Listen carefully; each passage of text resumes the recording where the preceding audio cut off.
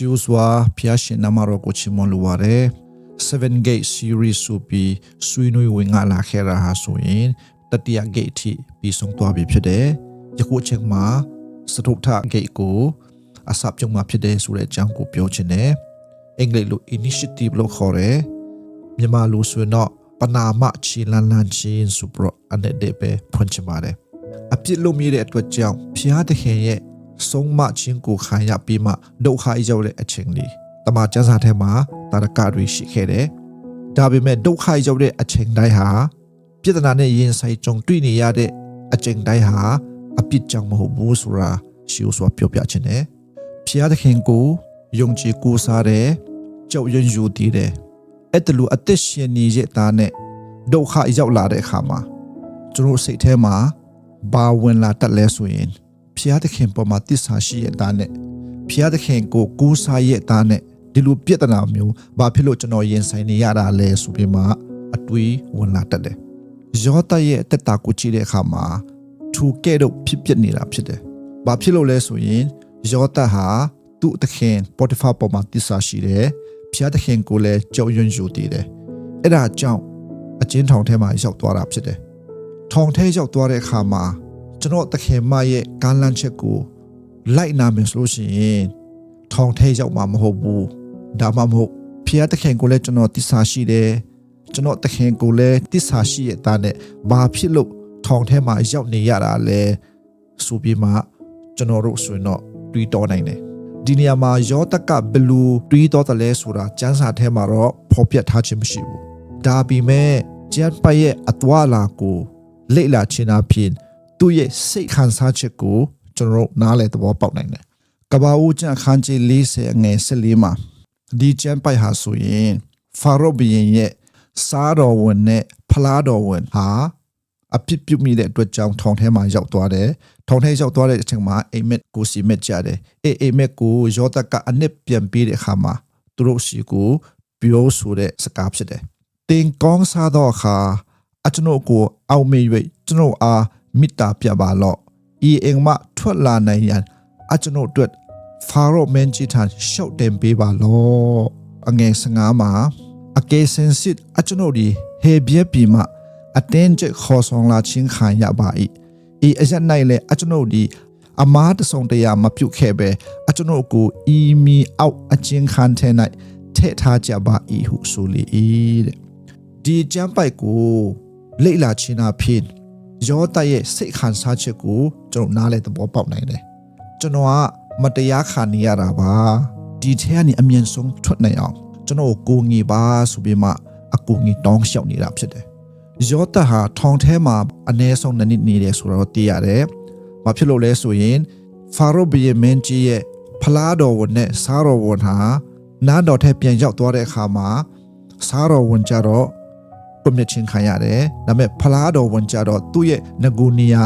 ပြန်လဲရရှိတယ်ပြန်လဲရရှိတဲ့ချိန်မှာ तू ကယောသကိုမိတ်သွားတယ်တတိမရတော့ဘူးနှစ်ကြာသွားတယ်ဖာရောမန်ကြီးကအိမ်မက်မက်ပြီးမှအနစ်ဖွင့်ဆိုနေတဲ့လူတယောက်မှမရှိတဲ့ခါကြမှာတားလျင် तू ထောင်ထဲမှာရှိနေတဲ့ချိန်မှာသူ့ရဲ့အိမ်မက်ကိုအနစ်ဖွင့်ပေးတဲ့ယောသကိုပြန်လဲတရိရတာဆိုတော့ကျွန်တော်ဘာသိရလဲဆိုရင်အနည်းဆုံးယောသဟာထောင်ထဲမှာနှစ်နေတယ်ယောသဟာသူ့ရဲ့ဖခင်အင်ကနေထွက်လာတဲ့အချိန်မှာsecondရှိပြီဖာရောနားတော်ထဲကိုရောက်သွားတဲ့အခါမှာအသက်30ပြည့်သွားပြီအဲ့ကြားကာလမှာ73နှစ်ကြာတယ်အဲ့73နှစ်ကို Spotify အင်နဲ့ထောင်ထဲမှာသူအချိန်ကုန်ခဲ့တယ်တမန်ကျမ်းစာထဲမှာတော့ Spotify အင်ထဲမှာဘယ်လောက်ကြာနေတယ်ထောင်ထဲမှာဘယ်လောက်ကြာနေတယ်ဆိုတော့မဖော်ပြဘူးဒါပေမဲ့ပညာရှင်တွေကတော့ထောင်ထဲမှာအနည်းဆုံး6နှစ်ကနေ9နှစ်လောက်နေရနိုင်တယ်ဆိုပြီးမှခန့်မှန်းကြတယ်ဖာရောဘီယမန်ကြီးရဲ့အမှုထမ်းနှုံနဲ့တွေ့တဲ့အချိန်မှာသူကထောင်ကိုကြီးကျက်တဲ့တာဝန်ခံဖြစ်သွားပြီတာဝန်ခံဖြစ်ပြီးနေပြီသူ့ရဲ့အမှုဟာဘာအမှုလဲဆိုတော့မရင်မှုဖြစ်နေတယ်မရင်မှုနဲ့ထောင်ထဲမှာရောက်နေတဲ့အကျဉ်းသားတယောက်ဟာရောက်ချင်းထောင်ကြီးကျက်နေရာချက်ချင်းရမယ်ဆိုတော့မဖြစ်နိုင်ဘူးအကြောင်းခုနပညာရှင်ပြောတဲ့6နှစ်9နှစ်လောက်နေမယ်ဆိုတာ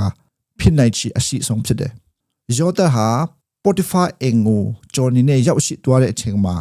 သူလှုပ်လီယာတမြအရာပေါ်မှာဖျားတဲ့ခင်ကကောင်းကြီးပေးပြီးမှထမြောက်တဲ့အတွက်ကြောင့်ပိုတီဖာကသူ့ကိုသူ့ရဲ့ပိုင်ဆိုင်မှုတွေအားလုံးကိုကြီးကြပ်တာဝန်ယူဖို့ရန်အင်အုပ်အရာကိုပေးအပ်လိုက်တယ်။ထိုနည်းသူဆိုပဲထောင်ထဲရောက်သွားတဲ့အချိန်မှာလဲဖျားတဲ့ခင်ကယောသတ်နဲ့အတူရှိတယ်တဲ့။ကပ္ပဦးကျမ်းအခန်းကြီး39အငယ်27မှာသို့တော်လဲထာဝရဘုရားသည်ယောသတ်နဲ့အတူရှိ၍သူ့ကို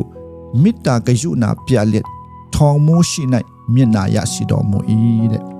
ထောင်ထဲရောက်သွားတဲ့အချိန်မှာဘုရားသခင်ကသူ့ကိုမျက်နာရရှိတယ်တမန်ကျမ်းစာထဲမှာတော့ဘုရားဘက်ကလုပ်တဲ့အလုပ်ကိုပဲအလေးနဲ့ဖော်ပြထားတာတွေ့ရတယ်တမန်ကျမ်းစာထဲမှာမဖော်ပြထားပေမဲ့လည်းသူ့ဘက်ကလုပ်တဲ့အပိုင်းကိုလည်းကျွန်တော်တို့ကြည့်ရမှာဖြစ်တယ်ထောင်မိုးကသူ့ကိုယုံကြည်မှုထားပြီးမှထောင်ထဲမှာကြီးကျယ်တာဝန်ယူတဲ့သူဖြစ်ခဏလောက်တဲ့အထိအောင်ယုံကြည်မှုရှိတယ်ဆိုကြတဲ့ကသူ့ရဲ့ character ကိုလည်းကျွန်တော်တို့ခံမှန်းလို့ရတယ်။တိကျမှုရှိရမယ်၊စိတ်ဆက်မှုရှိရမယ်၊တာဝန်ယူမှုရှိရမယ်။ကြိုးစားမှုလည်းရှိရမှာဖြစ်တယ်။ Potiphar ရဲ့နေအိမ်မှာနေတဲ့အချိန်မှာလည်း Potiphar ရဲ့ပိုင်ဆိုင်မှုတွေအားလုံးကိုသူတာဝန်ယူတယ်ဆိုကြတဲ့ကစိတ်ဆက်တိကျမှုရှိရမယ်၊ကြိုးစားအားထုတ်မှုရှိရမယ်။တမန်အာဇီဝနဲ့လည်းပြည့်ဝမှာဖြစ်တယ်။ Potiphar ကလုံးဝစီမံကြီးကြပ်နိုင်တယ်ဆိုတာယုံကြည်တဲ့အတွက်ကြောင့်တာဝန်ပေးရတာဖြစ်တယ်။ဒီနေရာမှာထောင်မိုးကလည်းစီစဉ်ကြီးကြပ်နိုင်တယ်တာဝန်ယူနိုင်တယ်ဆိုတာယုံကြည်တဲ့အတွက်ကြောင့်တာဝန်ပေးအပ်လိုက်တာဖြစ်တယ်။ပြောချင်တာကကျူးစားတိုင်းအောင်မြင်မှုရတာမဟုတ်ဘူး။မျက်နှာရတာမဟုတ်ဘူး။ကျူးစားတဲ့အရာပေါ်မှာဖျားရဲ့မျက်နှာရောက်လာတဲ့အခါမှာအခွင့်အရေးပေးခြင်းခံရတယ်။ဒီနေရာမှာယောသလည်းထူနည်း၎င်းပဲဖြစ်တယ်။သူ့ရဲ့ characterတမန်အာဇီဝနဲ့ပြည့်ဝမှုကိုဘယ်မှာတွေ့ရလဲဆိုရင်ကပ္ပဦးကျမ်းအခန်းကြီး40အငယ်6မှာနာနဲ့အချိန်၌ယောသတ်ဒီသူတို့ထံသို့လာ၍ကြည့်ရှုရာသူတို့မျက်နာမသားမယာဖြစ်နေတယ်ကိုမြင်လေ၏တဲ့ယောသတ်ကထောင်သားတွေကိုလက်လဲပြီးမှသွားကြည့်တဲ့အခါမှာအမှုထမ်းအိုးဟာမျက်နာမသားမယာဖြစ်နေတာကိုမြင်ရတယ်အငယ်ခုနှစ်မှာထို့ကြောင့်ယောသတ်ဒီမိမိတခင်အိမ်၌မိမိနဲ့အတူအကျဉ်းချခံနေရတော့ဖာရောမင်းကြီးမဲမှုထမ်းတော်အားယနေ့အဘဲ့ကြောင့်မျက်နှာညှိုးငယ်နေကြတဲ့နေ့ဟုမိတဲ့အငယ်ရှိကိုဆက်ဖတ်တဲ့ခါမှာသူတို့ကလည်းငါတို့ဒီအိမ်မက်မက်ကြ၏သို့တော့အိမ်မက်နဲ့အနက်ကိုဖွင့်ပြနိုင်တော့သူတယောက်မျှမရှိဟုပြန်ပြောကြ၏ယောသတ်ကလည်းအနက်ဖွင့်ဆိုခြင်းသည်ဖျားသခင်နဲ့ဆိုင်တော်မူသည်မဟုတ်လောတို့ဖြစ်၍အကျွန်ုပ်အားပြောပြကြပါလောဟုသူတို့အားဆိုလေဖာရောဘုရင်ရဲ့အမှုထမ်းနေယောက်ကယောသတ်စီကိုအကူကြီးတောင်းတာမဟုတ်ဒါပေမဲ့ယောသတ်ကသူတို့နှစ်ဦးရဲ့မျက်နှာမသားမယာဖြစ်နေတာကိုမြင်တဲ့အခါမှာငါနဲ့မဆိုင်ဘူးဆိုပြီးတော့မရှောင်သွားဘူးပနာမချီလန်းလန်းမှုကိုစခဲ့တယ်ဆိုတွေ့ရတယ်အမှုထမ်းတဲ့ဦးကိုကိုငီဖို့ကမ်းလှမ်းခဲ့တယ်ဆိုတော့တွေ့ရတယ် China bamboo ဆိုတဲ့အပင်တစ်မျိုးရှိတယ်အပင်ကြတော့ဘလူးထူးချတယ်လဲဆိုရင်အစီကိုစိုက်တဲ့အခါမှာချက်ချင်းအပင်ထွက်မလာဘူးနေတိုင်းရီလောင်းရတယ်တစ်နှစ်လဲအပင်ထွက်မလာဘူးနှစ်နှစ်လဲအပင်ထွက်မလာဘူးသုံးနှစ်လေးနှစ်တိပင်ထွက်မလာဘူးဒါပေမဲ့9နှစ်မြောက်ရောက်လာတဲ့အခါမှာအပင်ထွက်လာပြီးတော့ချုပ်ပတ်အတော်တွေမှာပေ90ထိရှိထွက်လာတယ် China bamboo ဟာချုပ်ပတ်အတွင်းမှာပေ90ရှိထွက်လာနိုင်ခြင်းနေမတိုင်ခင်4နှစ်4မိုးလုံးအမြဲတမ်းပြုစုပြီးနေရတဲ့အတွက်ကြောင့်ချုပ်ပတ်အတွင်းမှာပေ90ထိရှိထွက်လာတာဖြစ်တယ်အပြင်မှာမမြင်ရပေမဲ့လည်းအထဲမှာအမြစ်တွေဟာမြေကြီးအောက်ထဲကိုဆင်းဝင်ပြီးမှပြင်ဆင်နေရတာဖြစ်တယ်ယောသတ်ရဲ့အသက်တာကိုကြည့်တဲ့အခါမှာလဲထောင်ထဲကနေနန်းတော်ထဲကိုရောက်နိုင်ခြင်းနေသူ့အဖေစကားနာထောင်ခြင်းပိုတီဖာအိမ်ထဲမှာဂျော်နဖြစ်နေတဲ့အချိန်မှာလဲသူတခင်ပေါ်မှာတိစားရှိပြီးဖျားတခင်ကိုယူတီကြောက်ရွံ့ခြင်းအကျဉ်းထောင်ထဲမှာရောက်သွားတဲ့အချိန်မှာလဲ initiative ပနာမချီလန်းလန်းခြင်းဆိုတဲ့အရာတွေအားလုံးစုပေါင်းလိုက်တဲ့အခါမှာချက်ချင်းထောင်ထဲကနေနန်းတော်ထဲကိုရောက်သွားတာဖြစ်တယ်ယောသတ်အနေနဲ့ထောင်ထဲမှာရောက်သွားတဲ့အချိန်မှာမျိုးလင်းစရာမရှိတော့ဘူးလို့ထင်ကောင်းထင်မှာဖြစ်တယ်အဲ့ဒါကြောင့်လဲလူသားတယောက်ဖြစ်တဲ့အားလျော်စွာအမှုထမ်းနှစ်ဦးစီမှာသူကအကူငီတောင်းရတာဖြစ်တယ်လမ်းဆုံးနေတဲ့အနေထားမှာ ရောက်ပြီးလို့လဲထင်ကောင်းထင်နိုင်တယ်ဒီလူအချီနီထိရောက်ရှိသွားခဲ့တဲ့တိုင်အောင်ဖျားတဲ့ခင်ကိုသူကြောက်ရွံ့ယူတည်တယ်တမအာဇီဝနဲ့ပြဝတယ်ကျူးစာအားထုတ်မှုရှိတယ် initiative ရှိတယ်အဲ့လိုအသက်ရှင်တဲ့အခါမှာဖျားတဲ့ခင်ကအချိန်တန်ပြီးဆိုပြီးမှသူချီးမြှောက်လိုက်တာဖြစ်တယ်ပိတရုပရမစာဆောင်အခန်းကြီး9အငယ်6မှာအချိန်တန်တော့အခါဆိုပြီးမှပြောထားတယ်လို့ပဲအချိန်တန်တဲ့အခါမှာဖျားတဲ့ခင်ကချီးမြှောက်တာဖြစ်တယ်လူရဲ့အချိန်စရာနဲ့အလုပ်လုပ်တာမဟုတ်ဘူးသူ့အချိန်နဲ့အလုပ်လုပ်တဲ့ဖျားဖြစ်တယ်ဖျားတဲ့ခင်က promotion ပေးတဲ့အချိန်မှာကောင်းကြီးပေးတဲ့အချိန်မှာသူပေးတဲ့ကောင်းကြီးကိုထိမ့်သိမ့်နိုင်တဲ့အနေအထားရှိသလားဆိုတာကိုသူအရင်စစ်ဆေးတယ်ငါပေးတဲ့ကောင်းကြီးမင်္ဂလာကိုထိမ့်သိမ့်နိုင်စွမ်းရှိလိမ့်မယ်ဆိုပြီးမှဖျားတဲ့ခင်ကကိုယုံကြည်တဲ့အခါကျမှသာလျှင်ကောင်းကြီးဟာကျွန်တော်လက်ထဲကိုချပေးတာဖြစ်တယ်ကျွန်တော်လူတွေကစိတ်မရှိဘူးဖျားတဲ့ခင်ပေါ်မှာတိစာရှိတယ်နာခံမှုရှိတယ်အဲ့လိုအသက်ရှင်နေရဲ့သားနဲ့ဘာတစ်ခုမှဖြစ်မလာဘူးကြိုက်တဲ့လူနေတဲ့လူတွေတော့မှကိုယ့်ထက်အဆင်ပြေသွားတဲ့ရောင်ရှိတယ်အဲ့ဒါကြီးကြည့်ပြီးတော့ကျွန်တော်တစ်ခါလေးမှာစိတ်ကြပ်ပြီး give up လုပ်ချင်တဲ့စိတ်ပေါ်လာတယ်တည်ရမယ့်အရာတစ်ခုကပါလဲဆိုရင်ကျွန်တော်အပြင်မှာမမြင်ရပြီမဲ့လဲခုန China Bamboo လိုပဲကျွန်တော်မမြင်နိုင်တဲ့နေရာမှာဖျားတဲ့ခင်ကအလုပ်လုပ်နေတာဖြစ်တယ်ကျွန်တော်တော့မမြင်ရသေးတာ behind the scene မှာဖျားတဲ့ခင်ကအလုပ်လုပ်နေပြီအချိန်တန်တဲ့အခါမှာဖျားတဲ့ခင်ကကျွန်တော်ကိုလည်းရောတလို့ချီးမြှောက်မှာဖြစ်တယ်ယုံကြည်သူတော်များများကအချိန်ထိမဆုံးနိုင်ဘဲနဲ့လမ်းခိုးလက်မှာစိတ်ညစ်သွားတဲ့အတွက်ကြောင့်ကျွန်တော်ရမယ့်ကောင်းချီးမင်္ဂလာနဲ့လွဲချော်သွားကြတယ်ဆုတောင်းလို့ရှင်လဲချက်ချင်းရချင်းတယ်မရလို့ရှိရင်စိတ်ကြပ်ပြမတောင်းချင်တော့ဘူးကိုလူချင်းတဲ့ပုံစံတိုင်းဖြစ်လာတဲ့အခါကျမှသာလျှင်တက်ကြွတယ်လှုပ်ဆောင်ခြင်းတယ်ဒါပေမဲ့ကိုလူချင်းတဲ့ပုံစံဖြစ်မလာတဲ့အခါမှာဖျားကြောင်းတော့မလာချင်တော့ဘူး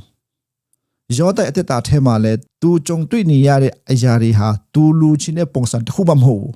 ပြောင်းပြန်နေပဲဖြစ်နေတာဘယ်လောက်ပဲပြောင်းပြန်နေပဲဖြစ်နေပါစေအဲ့ဒါတွေကသူ့ကိုအနိုင်မယူဘဲနဲ့ဖျားသခင်ပေါ်မှာ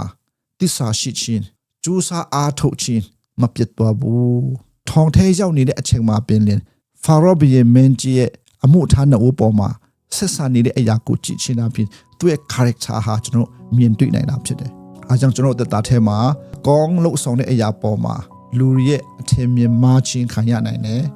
စံကျင်ဘက် response တွေလည်းကြုံတွေ့နိုင်တယ်အဲ့လိုကြုံတွေ့နေတဲ့အချိန်မှာစိတ်တမကြဘူးအမတားမအရေးကြီးပါတယ်ယောသဟာလည်းထောင်ထဲမှာရှိနေတဲ့အချိန်မှာဖျားသခင်ကသူနဲ့အတူတူရှိတယ်ဖျားသခင်ကကျွန်တော်နဲ့အတူတူရှိဖို့အရေးကြီးတယ်ဖျားသခင်တားလည်းကျွန်တော်နဲ့အတူတူရှိမယ်ဆိုလို့ရှိရင်ထောင်ထဲရောက်သွားတဲ့တရားကြောက်စရာမလိုဘူးဖျားသခင်မျက်နှာပြီးချင်းခံရမှာဖြစ်တယ်ဖျားသခင်ရဲ့မျက်နှာပြီးချင်းခံရအောင်ကိုယ့်ဘက်က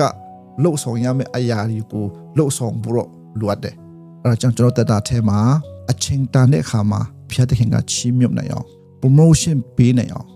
ဖျားသခင်ကကျွန်တော်တို့ထားရှိတဲ့ကောင်းချီးမင်္ဂလာတွေကိုကျွန်တော်လက်ထဲမှာရောက်ရှိသွားနိုင်ဖို့ရန်လုံးကပနာမ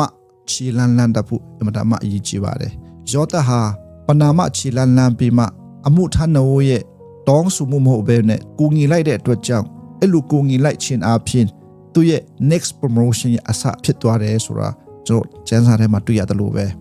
ကျွန်တော်တက်တာထဲမှာလဲငါနဲ့မဆိုင်ပါဘူးအဲ့လိုစိတ်ထားမှုနဲ့မနေဘဲနဲ့ပနာမချီလန်းလန်းတဖို့အမတမအရေးကြီးတယ်ဆိုတာဝင်ကတိုက်တွန်းခြင်းနဲ့ဘယ်နေရာမှာပဲရှိဘယ်နေရာမှာပဲရောက်အတင်းတော်မှာပဲဖြစ်ပါစီအလုတ်ခွန်မှာပဲဖြစ်ပါစီလူရီခိုင်းတဲ့အချိန်ထိမဆောင်ဘဲနဲ့လူအပ်နေတဲ့အရာပေါ်မှာပနာမချီလန်းလန်းပြီးမှလှုပ်ဆောင်တတ်သောယုံကြည်သူတာသမီအယောက်စီတိုင်းဖြစ်ဖို့ရန်အယောက်စီတိုင်းကိုခွန်အားပေးတိုက်တွန်းချင်ပါတယ်